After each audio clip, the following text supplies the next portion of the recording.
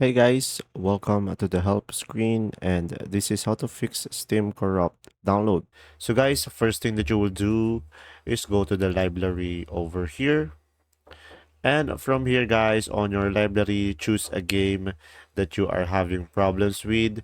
So let's say mine is War Thunder. So first thing that you will do is click the game and go over here to the manage and go to the properties.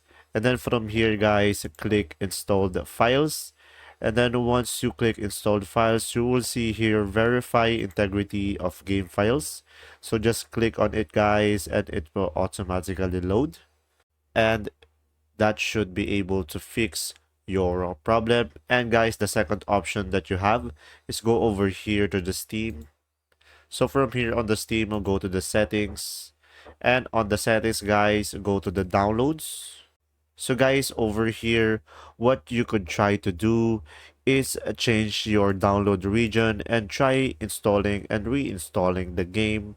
And if that doesn't work, guys, you can also go over here and go clear the download cache.